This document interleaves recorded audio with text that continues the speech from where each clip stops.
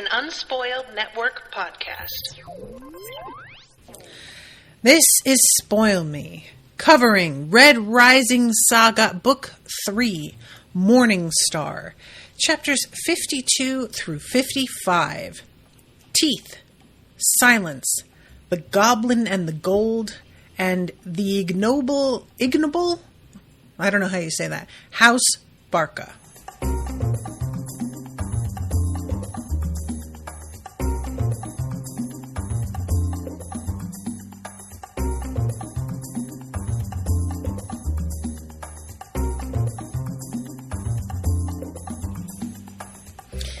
In these chapters, we have a bit of a problem, and Severo is the one to step up and solve it in the most dramatic fashion possible. My God, I really understand why Victra is just like, how about you marry me after this? Welcome to Spoil Me. Welcome to the show, everyone. I am Natasha. Thank you very much to Cassie for commissioning this episode. And Cassie is also here in the chat. What's up, Cassie? Cassie got here early enough to see my little kitten, who, if you're here in the live, you could probably spot under my chair running around in the background, because she is just always wants to be closest to the greatest source of danger in the room. I don't know what that's about, but that's how she rolls. So, and Ashley's here. Hi, Ashley. You guys, these chapters this was one of those things. Okay, you know what? I'm not going to do the thing that I usually do, which is just jump in with a question. I'm going to go through, and and I only read this section once. Normally, I read this twice, but I have been doing TikToks on the Court of Thorns and Roses series, and I have been consuming that so heavily in my spare time that I am not giving myself enough room to read this twice, so I have to adjust that. But I think that there is something that I must have missed that I'm probably going to come across once I get to this point, and it's not a huge deal, but I just want to point it out when I get there. So,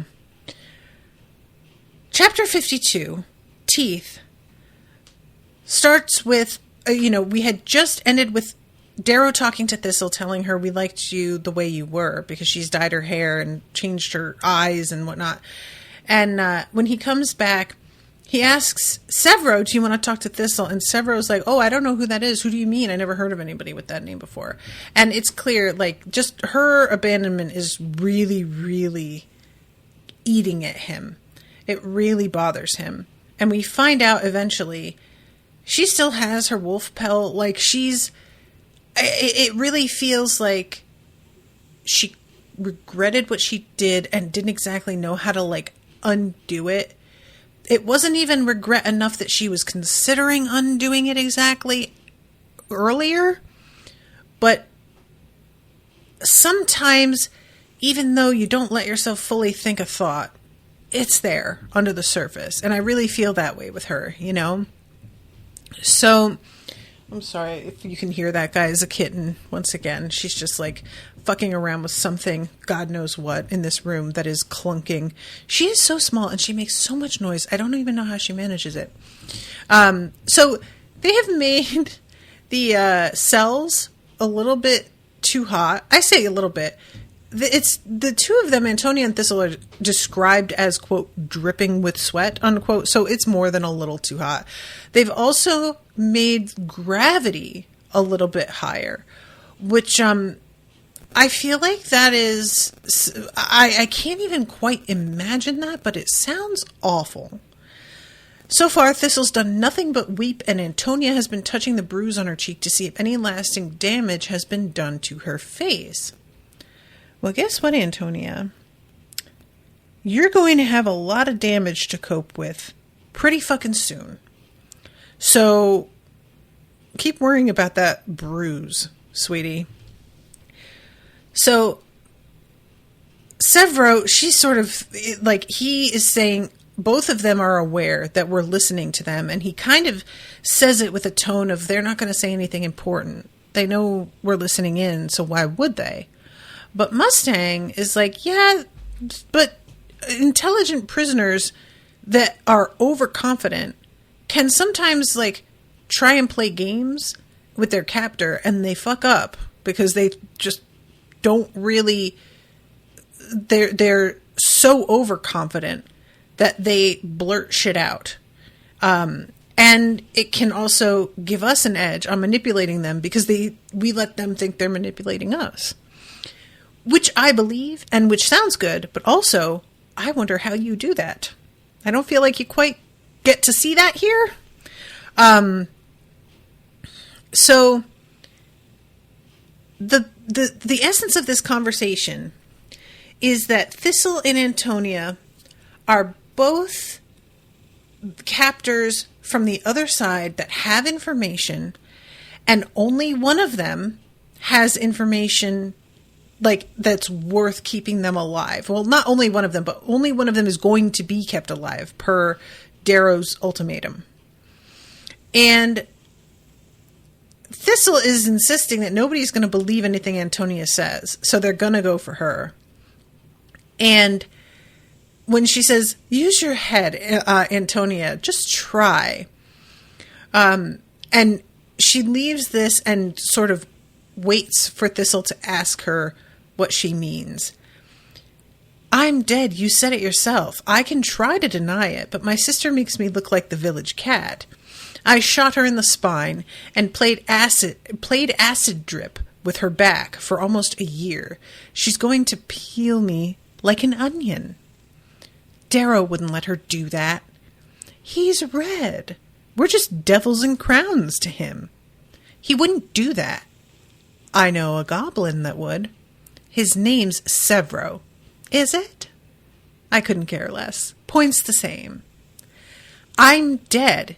You might have a chance, but they only need one of us alive. The question you have to ask yourself is, if you tell them everything, will they still keep you alive? You need a strategy, something to hold back and barter incrementally.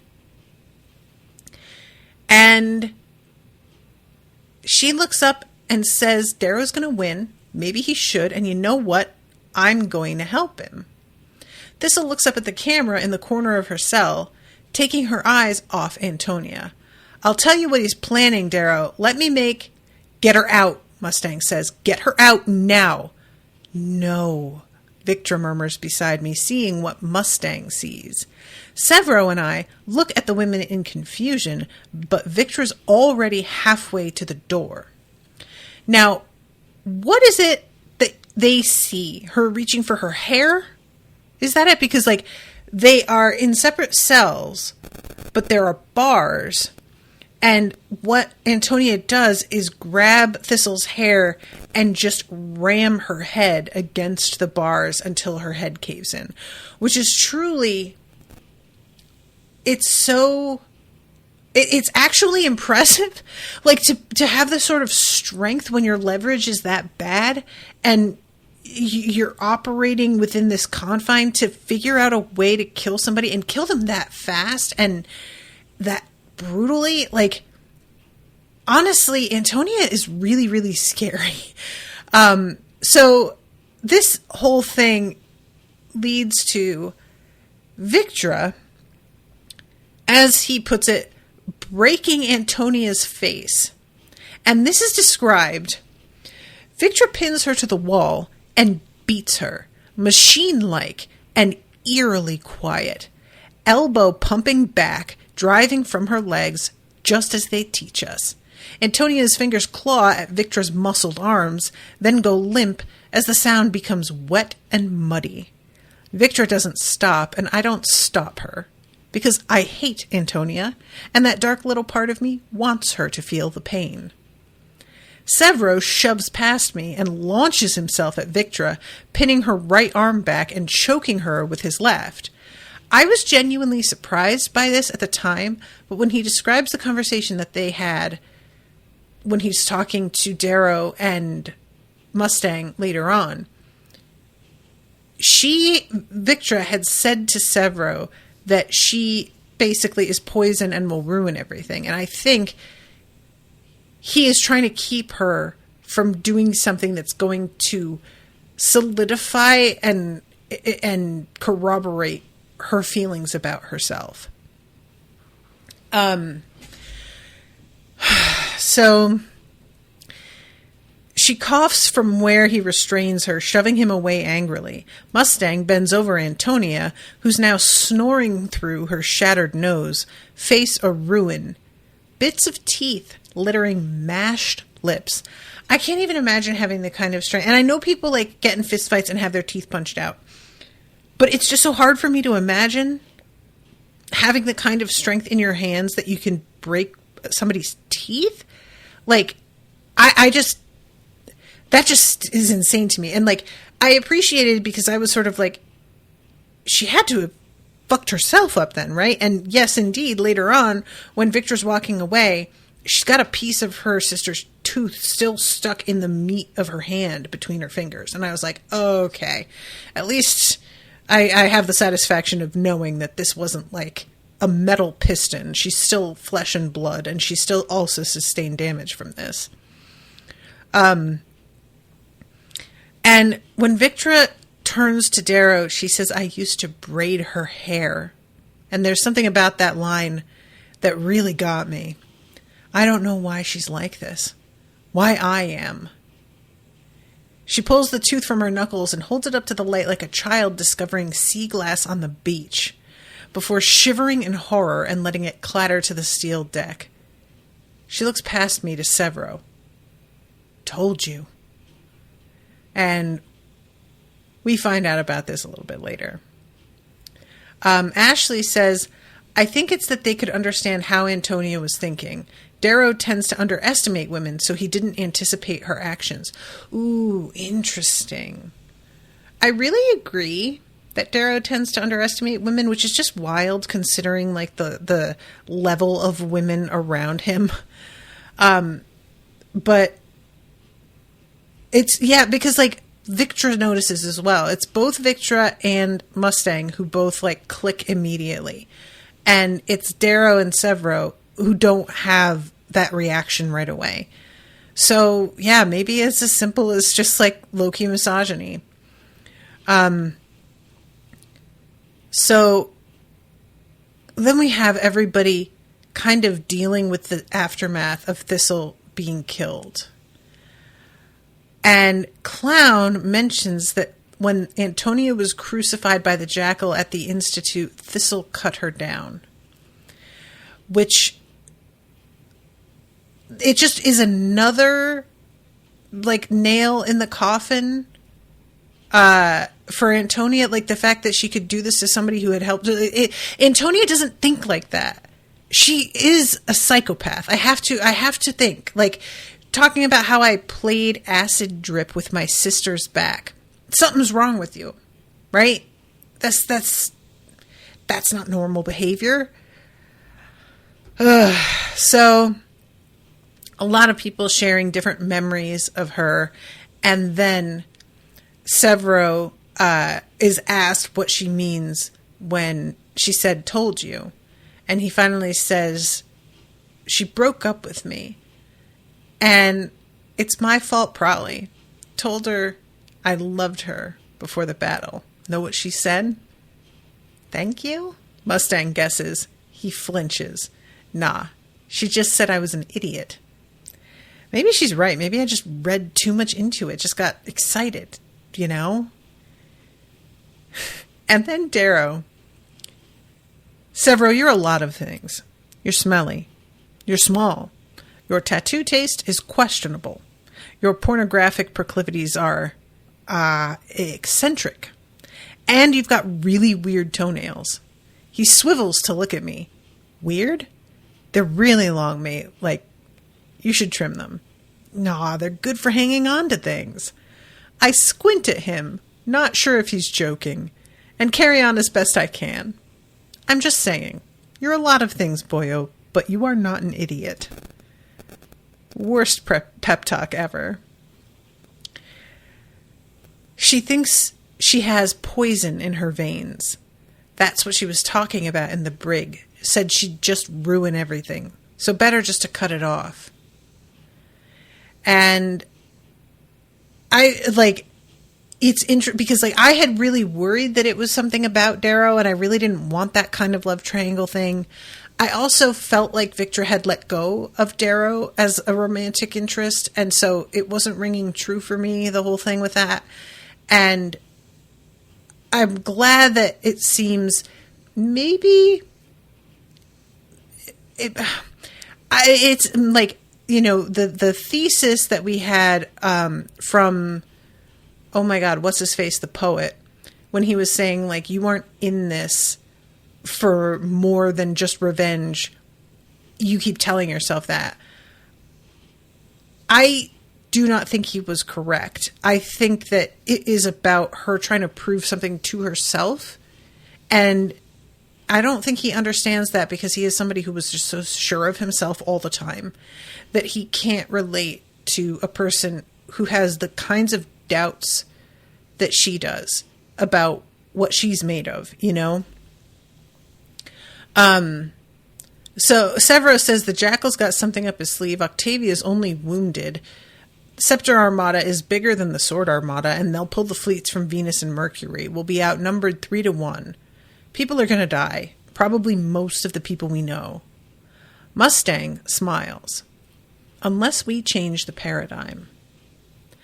After Mustang details the broad strokes of her plan to us, and we finish laughing, analyzing, and dissecting its flaws, she leaves us to ruminate on it and departs to rejoin the rest of the fleet with the Telemonases.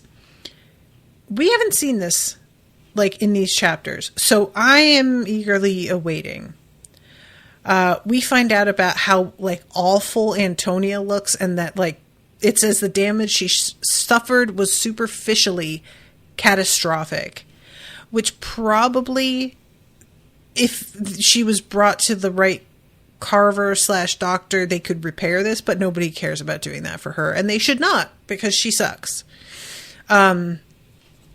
So, according to her, the Jackal's last communique stated he was making preparations for our attack on Mars. He gathers his fleet around retaken Phobos and recalls Society ships from the Can and other naval depots.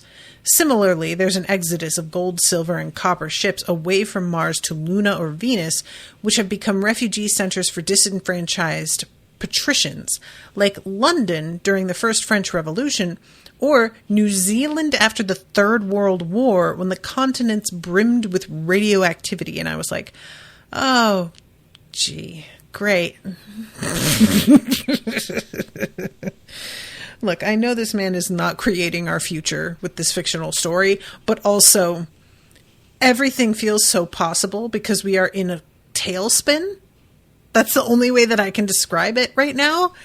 That you could say anything and I'd be like, yeah, probably. That sounds right.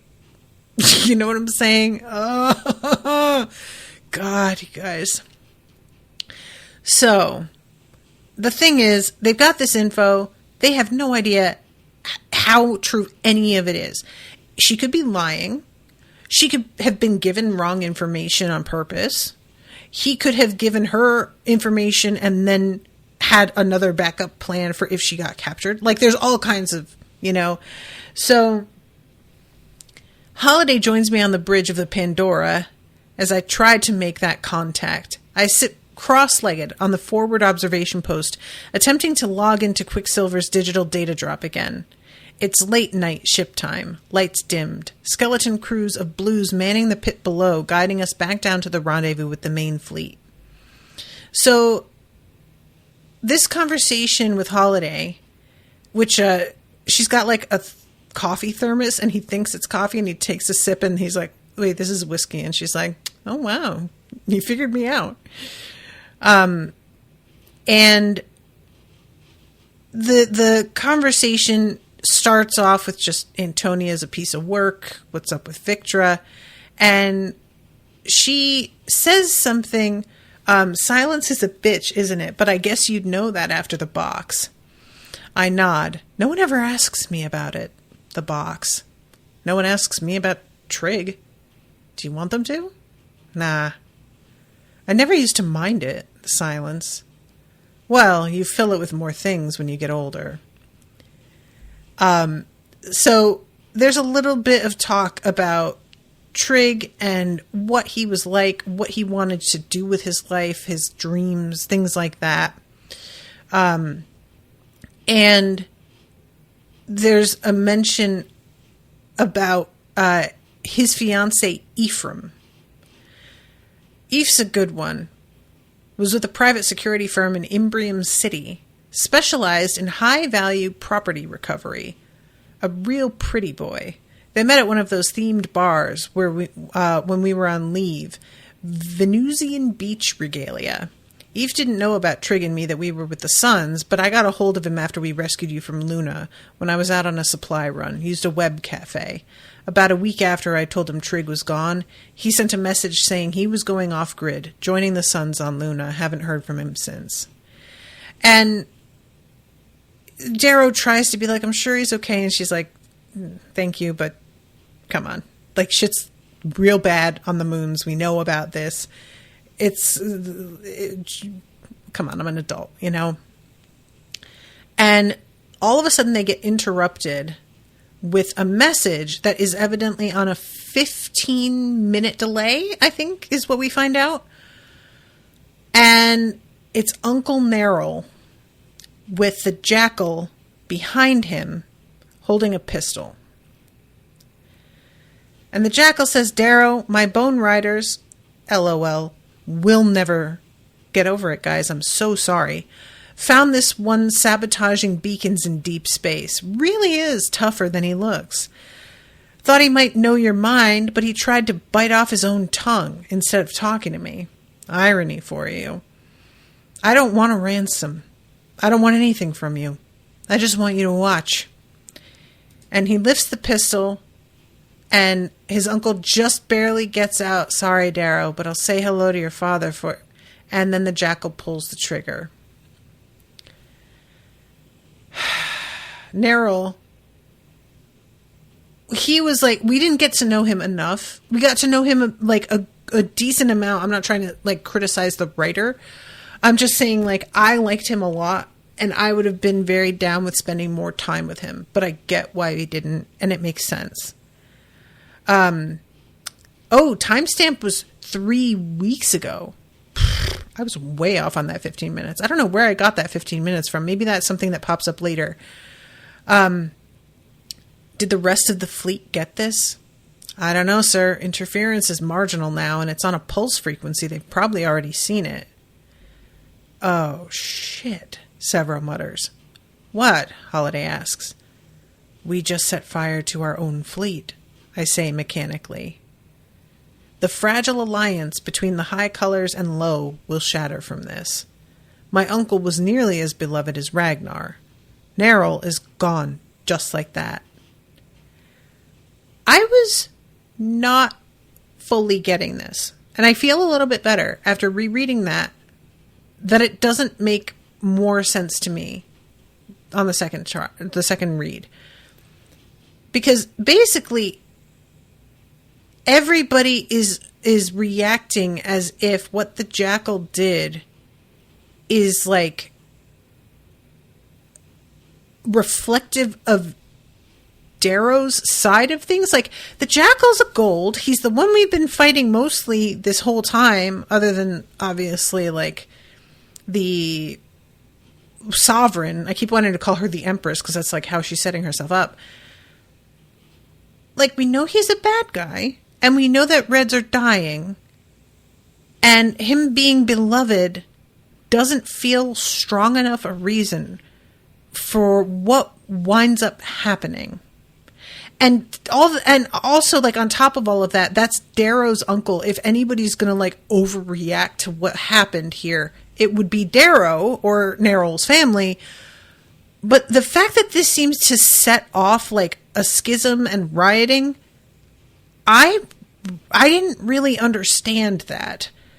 It just felt like, yeah, of course he fucking killed him on... Like, yeah, if you get a hold of this guy, that's what you're going to do, because... You know? And obviously, the Jackal anticipated that this is what was going to happen. That's why he did it, I'm assuming, because he knew that it would have the effect that it does.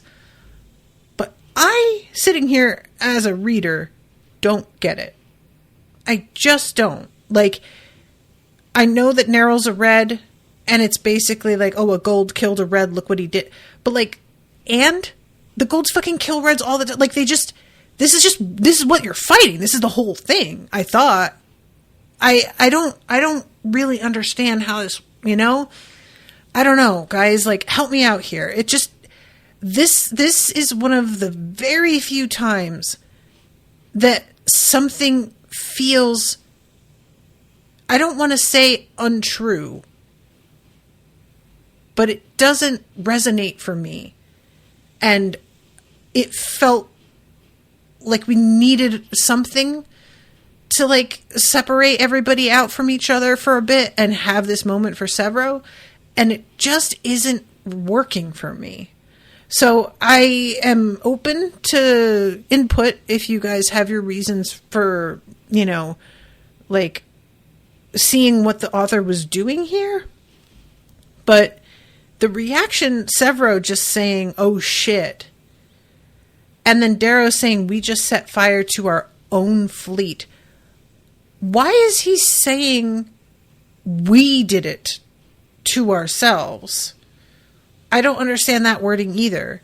If he said the Jackal just set fire to our fleet, that's one thing. But that's not what he says, and I don't understand this. This is just very, I don't know, this doesn't hang together for me at all. So eventually he gets everybody on the comms and is talking to them, and Mustang says like, some jackass tech pimped it all to the sensor chiefs. It's on the ship hubs throughout the fleet. There's already movement against high colors on several of our ships. 3 golds on Persephone were killed 15 minutes ago by Reds, and one of my lieutenants opened up on 2 Obsidian who tried to take her. Shit's hitting the fan, Severo said. So there's a lot of back and forth here, but it ends with Darrow saying, find Sephi and stay with her. And she says, find Sephi. Darrow, she's leading them. And then we start chapter 54, The Goblin and the Gold. So Sephi has taken Mustang, as we find out. And Victra is like, if they kill her, I don't know what we do with this. Like I don't think there's coming back from that. And Darrow says, that's not what they're going to do. She gets Mustang is on her side, but she's holding her. Why would she do this? Justice? No, I think it's something else altogether. Gory damn marvelous. Looks like the Telemonases are intent in slagging this all up. So then we have the Telemonases to deal with, and they're about to go in and try and get Mustang, and they're willing to do whatever it takes and whatever violence to do it. And Darrow has to really talk them down. And Cavex is like, we're not going to let her die. And Darrow's like, and what if they kill her because of what you're doing? Like, you storm in there and they just cut her throat. How's that going to feel? Listen to me, Cavex. The problem with that is that you leave the Obsidian only one choice. Fight back, and you know they can. Let me handle this, and we'll get her back. And Cavex is like, all right, I'll go with it, but I have my kids on standby, and I will call them in to fucking wreak havoc if necessary. And Darrow is like, all right, wait, where's Severo? We find out in due time where he was. Cassie says, I read it as these two movements joining into the Rising are still relatively new and the tensions are high. The Suns and Gold Revolution aren't united yet. I guess so. I don't know, though. It's like, it's the enemy that did this, It's not one of their allies, so it just feels like, yeah, I don't know. Cassie continues, their common thread is Darrow. Without him there, the rest is a powder keg, and the jackal flicked the match. Ashley says, my take is similar, that the alliance between high and low is fragile enough that without Uncle Nero to bridge that, people feel free to unleash their worst fears and take it out on each other. Darrow isn't enough anymore to be that bridge, as he, too, is a gold now. Huh. Okay. I believe that both of your explanations are meant to be what is going on, but I just don't feel it. And that's just going to happen sometimes. So I'm just glad that I didn't miss something really obvious, because it, I thought that like when I reread it, there was going to be an extra element in there that I had missed. And I was like, no, that's just what it was the first time. I remember all of this. So they eventually come out into this like big area. And you guys, this is so grim. Oh my God. Over their heads near the center of the hangar, I see several dozen obsidian and reds astride the 20-meter high walkway that spans part of the hangar. Seffi's at their center. 7 golds hang dead from the walkway, suspended by rubber cable ligature, feet dangling 5 meters above the crowd, scalps hewn off. Aureate spines are tougher than average humans. Each of these men and women would have died horribly over several minutes from cerebral anoxia, watching the crowd beneath them curse and spit at them and hurl lug nuts and wrenches and bottles. Ooh, boy. Scalping is like one of those methods of killing that is like so viscerally horrifying to me. If you're watching like a slasher movie, there are a lot of kills that we can be like, ooh, but they're almost funny, And then there are some that I'm just like, that's fucking horrifying. One of them is slicing the Achilles tendon in the back of the foot. Absolutely not. Because it doesn't kill you, but it just like disables you so utterly that, no. And the scalping, I can't with that. It's just too horrible. So he tries yelling to Seffi. She can't hear him. And eventually the people around him begin to realize that he's here and quiet down. And finally he yells out, Seffi, what are you doing? And she says, what you will not. Now, I really like this convo between her and him, because she has a pretty fucking good answer for everything he says. It's the sort of, like, I feel like I've seen this sort of conversation before. There's plenty of fiction out there, one side versus another, and it's about, like, when do you end the cycle of violence and mercy and blah, blah, blah. And a lot of times, the person who's making the grand speech about mercy says things that are pretty easily refuted, but nobody does it, or they refute it in such a, like, poorly constructed argument that I'm like, why did you even bother saying anything? You just sound like an idiot. But what she says in response to his, like, I don't want to say dogma, because that feels really, there is a sort of bombast to the way he's approaching this, which makes sense. That's the way Darrow has to handle everything because of his position in it all. But I just really liked Seffi's readiness with a response. So he has a moment here where he just reflects on Seffi having been on his side, and that, like, I can't believe that I really thought I had control of her. That is not how this works, and I should have known that. And I did kind of know that, but not enough. And let's see. What's this? Justice? Is that what was given to Ragnar's friends who your mother hanged? This is the code of the ice. You're not on the ice, Seffi. You're on my ship. Is it yours? This doesn't sit well with the low colors among the crowd. We paid for it in our blood. As did we all, I say. What about the ice was good? You left that place because you knew it was wrong. You knew your ways were shaped by your masters. You said you'd follow me. Are you a liar now? Are you? You promised my people they would be safe. I have seen the works of these people. I have seen the war they make, the ships they sail. Words will not suffice. These golds speak only one language, and that is the language of blood. And so long as they live, so long as they speak, my people will not be safe. The power they have is too great.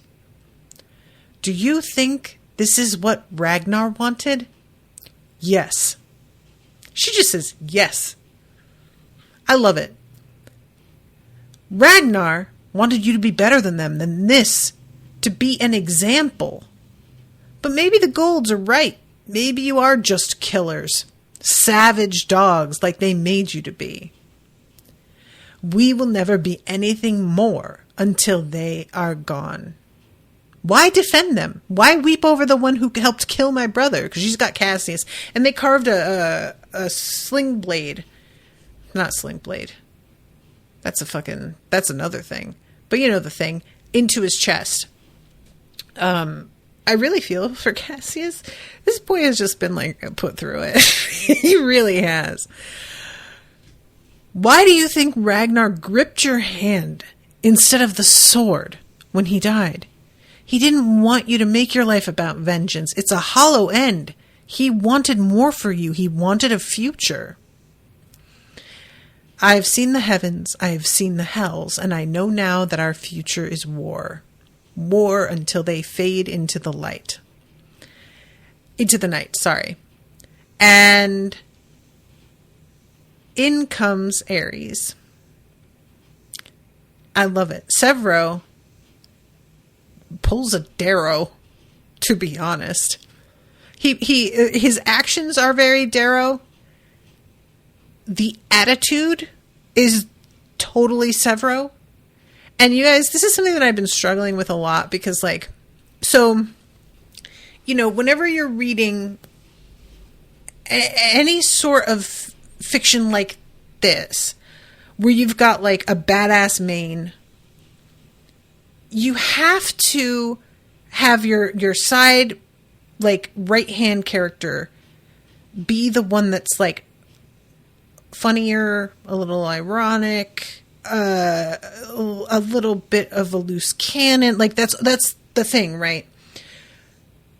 But this author has gone so hard with Severo in so many ways that my tendency as a reader from a child in movies and books and television, I never have the crush on the main. I have the crush on the side character because I go for the class clown. I go for the funny supporter because the main's always broody and serious and tortured, and I just can't deal with it. You know, boring.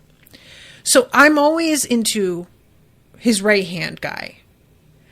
And Severo, I have had so many instances in this series where I'm just sort of like, oh, Severo, you're just a little too fucking crazy, man. Like, I just can't crush on Severo. Just setting aside that these are like children, because they are fucking teens, and so obviously very creepy. But like, I'm aging them up in my head to their 30s.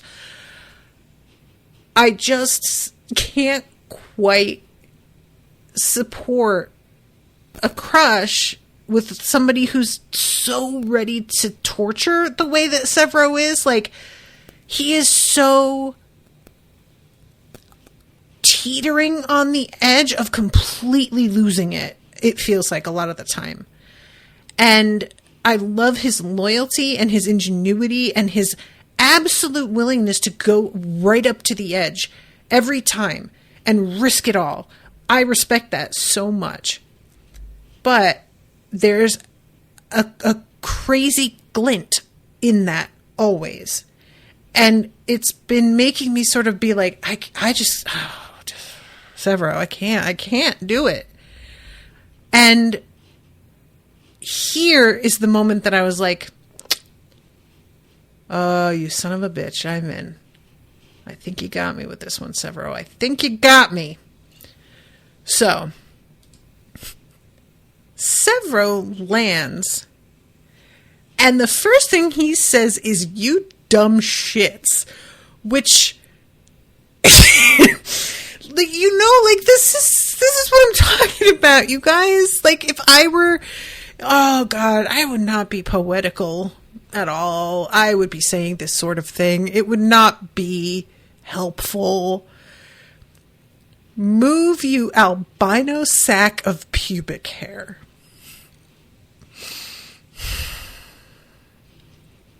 So, finally, points at Cassius. He cut off my dad's head and put it in a fucking box. He belongs to me. And Sephi says, "It is your blood debt. His life belongs to you." And he says, "Obviously."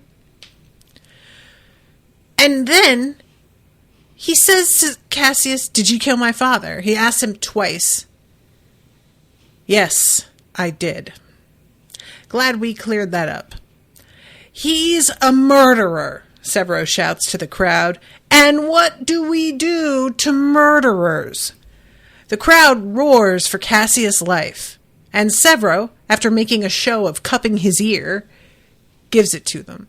He shoves Cassius off the edge of the walkway.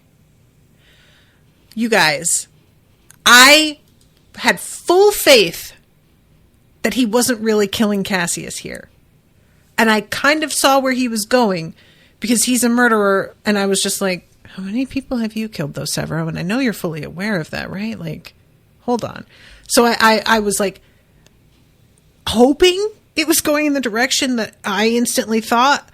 But I wasn't sure, but I was really trying to be like, okay, Natasha, just let him cook. Let him cook. So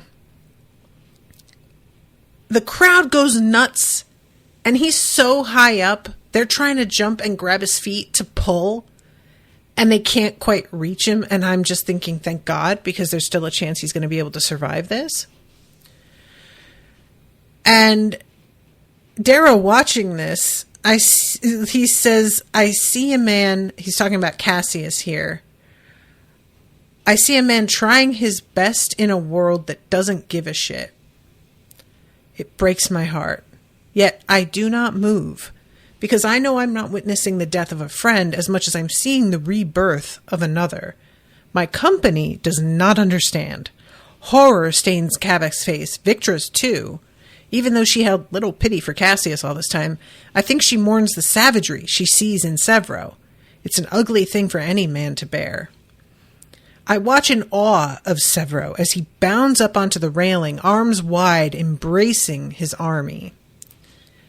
My name is Severo Albarca. I am Ares. I have killed 44 golds, 15 obsidian, 113 greys with my razor.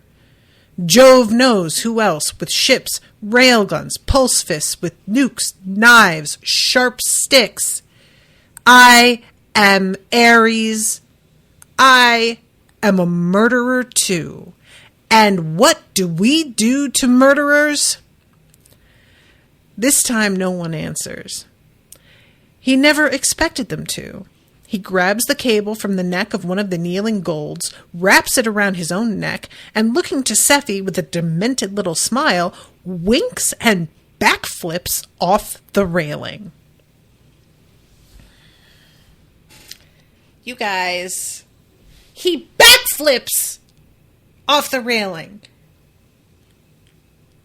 What the fuck, Severo?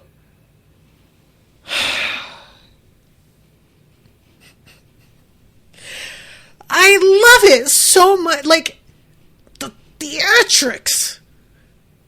You know, it's the drama, but it's like not taking itself seriously, and that is such a difficult line to walk. I can't. It just speaks to my soul.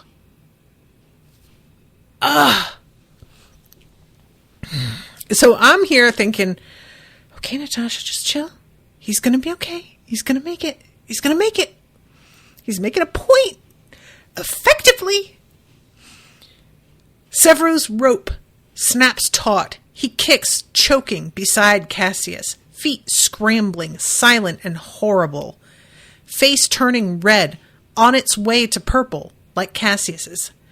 They swing together, the goblin and the gold, suspended above the swirling crowd that's now stampeding, trying to get up the ladder to the walkway to cut Severo down. But in their madness, they overload the ladder and it bends away from the wall. Victra's about to launch herself into the air on her grav boots to save him. I hold her down. Wait. He's dying, she says frantically. That's the point. It's not a boy who dangles on that line. It's not a broken-hearted orphan who needs me to pick him up. It's a man who has been through hell and now believes in the dream of his father, in the dream of my wife. It is a man I would die to protect even as he dies to save the soul of this rebellion. So, everybody is watching this and just, oh my God. And Sephi finally takes her axe, severs Severo's cable, and then finally cuts Cassius, even though she does not like it. She's clearly very salty about it. Oh my God. I'm so sorry, you guys. In the chat, Ashley says, it's beside the point, but they're all in their early 20s by this book. I do sincerely love Severo, possibly more when he's at his craziest. And Cassie replies, but the hygiene. And Ashley says, the only thing holding me back. Yeah, the hygiene. Those long toenails. Don't think so. Cavex has not moved since Severo jumped, watching Sephi with a profound look of confusion. Still with his hand on the comm to call his children, but I lose him in the crowd. I rush to him and kneel as Holiday helps Cassius, who wheezes on the ground to my left. Pebble drapes her howler cloak over his body. Can you talk? I ask Severo. And he gets up and he says, Darrow's wife and my father never met, but they shared a dream, one of a free world, not built on corpses, but on hope, on the love that binds us, not the hate that divides. We have lost many, but we are not broken. We are not defeated. We fight on, but we do not fight for revenge for those who have died. We fight for each other. We fight for those who live. We fight for those who don't yet live. Cassius Albolona killed my father, but I forgive him. Why?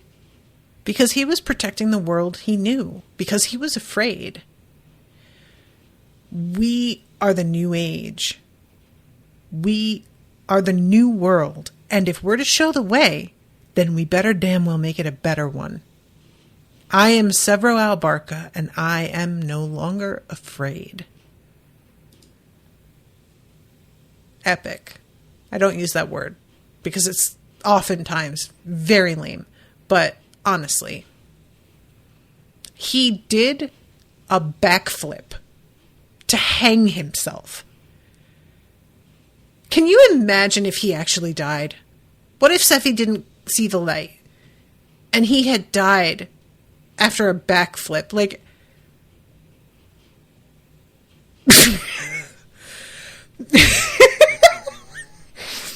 there's a podcast I listened to, and these two guys were talking about, like, what they think their final words might be. And one of them said, oh, God, mine'll probably be something stupid like, I was just kidding, wait! And that's kind of like, I'm like, oh, God, I felt that. So, and then when they get together, Severo does indeed say, I stole that one from your playbook. And I was like, yeah, I mean, Darrow, he really did just like put it on the line the way that you have over and over again. And Severo he's got some injuries here. Lacerations, and I think he sprained his neck, which I didn't know could happen. Yeah, here it is. You sprained your neck, damaged the cartilage, lacerations in your larynx.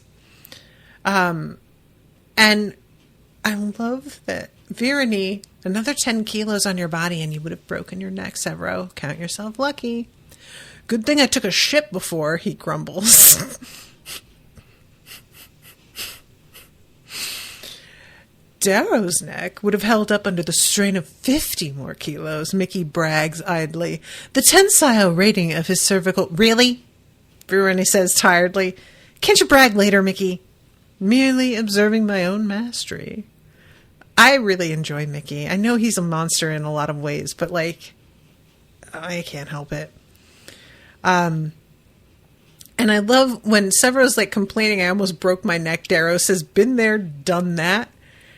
And, I had forgotten about that. I genuinely had. And then at least you didn't have to get whipped. I'd rather have been whipped. Not being whipped by Pax. I saw the video. He wasn't swinging that hard. Have you ever been whipped? Did you see my back? Did you see my bloody damn eye? At the Institute, Jackal had it plucked out with a knife. Didn't see me whining. I had my whole bloody damn body carved open twice. Oh, it always comes back to the slagging carving. I'm so bloody damn special. I had my bones peeled, my DNA spliced. This is such a great argument. I love it. I love it so much. This is it, guys. This is the heart of the book. The two of them bitching at each other. This is what it's all about for me. So good. So good. So, I really did appreciate when they're like, oh, how's Cassius doing? And Mustang says, happy he still has a tongue. And I was like, oh yeah, she almost cut that shit out. And like, if he had saved him from being killed, like getting your tongue cut out can kill you pretty easily because you lose so much blood from what I understand. If you do it with like cauterizing, obviously not, but I think she was going to do it with her axe. So that would not have cauterized, and that would have killed him if the hanging didn't, if I'm not mistaken. He was emotional. He wanted me to thank you, Severo. He says he knows he didn't deserve it. Damn right he didn't, Severo muttered. Seffi says the obsidian will leave him. Will leave him be, I say. The obsidian? Mustang asks, my statement pulling her from her thoughts. All of them. I laugh suddenly. I didn't even think about that. What's that? Severo asks. She spoke for the obsidian now, not just the Valkyrie. Wasn't a slip of the tongue. Pan-tribalism wasn't in place before the riot. Must have used it to unite the other war chiefs under her direction. So, she pulled a coup? Severo asks. I laugh. Seems like it. I love this aspect of it. Seffi, you beauty. Monstrous beauty, but nevertheless, man. And when Severo is asked, like Mustang says, was that strategy or was it real? And he says, gotta stop the cycle somewhere. Sucks, but Dad's gone. No sense burning down the world to try and bring him back, you know? Cassius didn't kill Dad because he hated him. They were both soldiers doing what soldiers do. Mustang shakes her head at a loss for words, so she sets a hand on his shoulder. And he knows how impressed she is. The compliment of silence is as deep a one as she can give, and Severo favors her with a rare, unironic smile. Victoric comes in. She's like, I need to talk to you. And I was like, or you need to fuck the living daylights out of him. Whatever. But evidently they have a conversation. They do not fuck. Or maybe they do. I don't know. But when they come out, it turns out that she proposed. And they are getting married. And they get married a week later. Delightful. When Victor asked me to give her away after they broke the news to us, I couldn't speak. I hugged her then as I hug her now, before taking her arm and walking her through the small line of scrubbed and washed howlers and towering telemonuses. It's the cleanest I've ever seen Severo, his unruly mohawk combed to the side as he stands before Mickey. It is a custom to have a white give the benediction, but Victra laughed at the idea of tradition and asked Mickey, "Why Mickey? What is that about? I'm really curious about it. Why? Odd choice to me, no? It feels weird. I don't know. I mean, I'm fine with it, but yeah, it's just surprising." So this is sort of like helped to calm things down a little bit. And Victra's done enough to merit respect from the leaders within the Suns, and the bravery she showed in storming the Morning Star with Sephi and me around Ilium has brought her their respect. She shed blood for them with them, so my fleet is quiet and at peace, at least for tonight. And they have a lovely little chat, Darrow and Severo, before the ceremony, where Severo is like, I feel sick. Is this okay? And Darrow says, oh my God, Devereaux's their ship name. That's pretty good, actually. It's a pretty good name. Devereaux would be a solid name. I may have to, put that in my pocket and use that. But Darrow says that he actually threw up before his wedding. And, just the usual, joshing each other.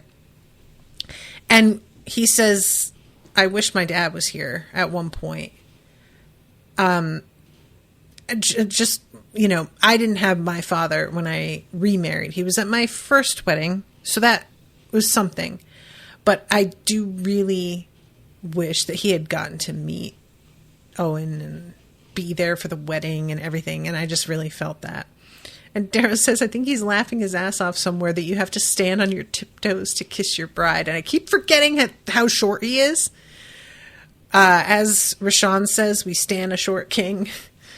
I imagine Severo being very much Rashawn's type. She always likes the psychos. In anything that we have covered, those are the ones that she always sort of goes for. And they have their moment while Darrow and Mustang chat. Darrow is a little drunk. It turns out everybody is. And then Mickey's finishing, "I pronounce you Severo and Victra Barca." "Julii," Severo corrects quickly. "Hers is the elder house." Victra shakes her head down at him. He said it right. "But you're a Julii," he replies, confused. "Yesterday I was. Today, I'd rather be a Barca. Presuming you don't have a problem with that and I don't have to become proportionally diminutive." "It'd be lovely," Severo says, cheeks glowing, as Mickey continues and Severo and Victra turn to face their friends. "Then I present you to your fellows and the worlds as Severo and Victra of the Martian House Barca." So evidently, the older house is the one whose name you take. That's neat. I kind of, I won't say that I like that, because it's another sort of weird metric, but I do think it's kind of interesting for it to work that way. So then we have the party and everybody dancing, getting quite sauced. And Daxo is grateful to be given the break from hard liquor with wine, which just, you guys, I am such a lightweight. This makes no sense to me. Wine is hard stuff for me. And then Clown comes over and says, "Do you think Pebble is interested in that man?" And Clown's points out her with this dude and is like, "He's really good looking and he's got good teeth." And Darrow says, "You could cut in. I wouldn't want to seem desperate."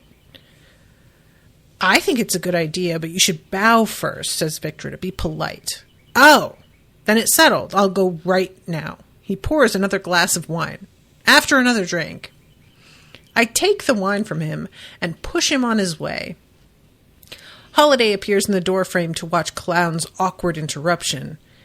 He's bowing to Pebble and sweeping back his hand dramatically. Oh, hell, he actually did it. Victra snorts champagne through her nose. You should do the same with Mustang. Think she's trying to steal my husband away. So then, Holiday comes up. She motions me away from Victra. It's the jackal. He's on the comm for you. Direct link. What's the delay? I ask. 6 seconds. On the dance floor, Severo's spinning with Mustang clumsily, laughing because neither knows the dance the Reds around them perform. Her hair is dark from sweat on her temples, eyes alight with the joy of the moment. None of them feel the sudden dread in me, in the world beyond. I don't want them to, not tonight. And that is the end of the chapter, which is extremely rude. I would like to register my dismay.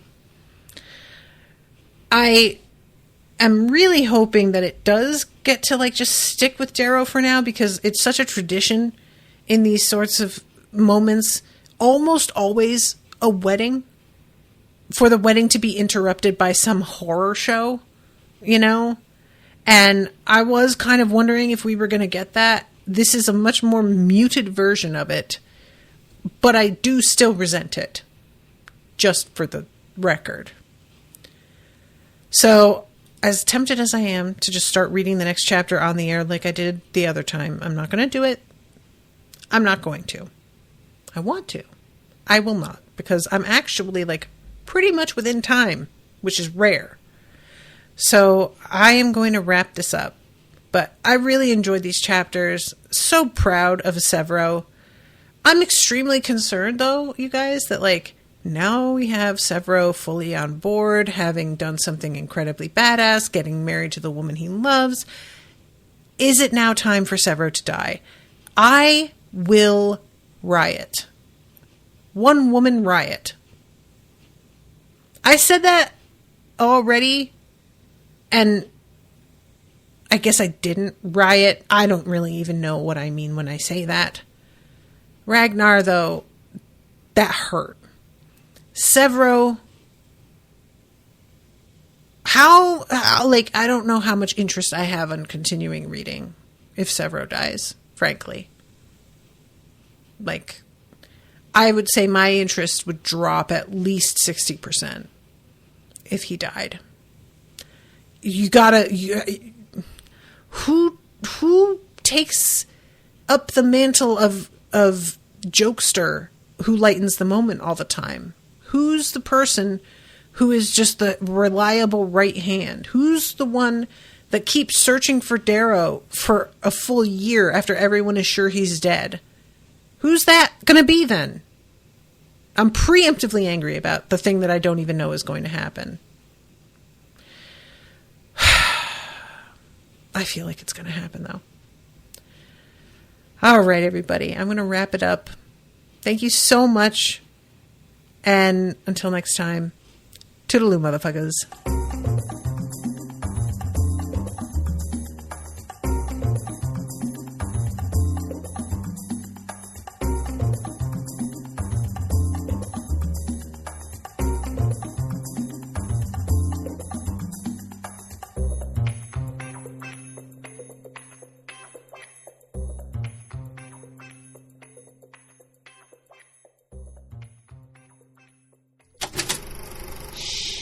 That was an Unspoiled Network podcast.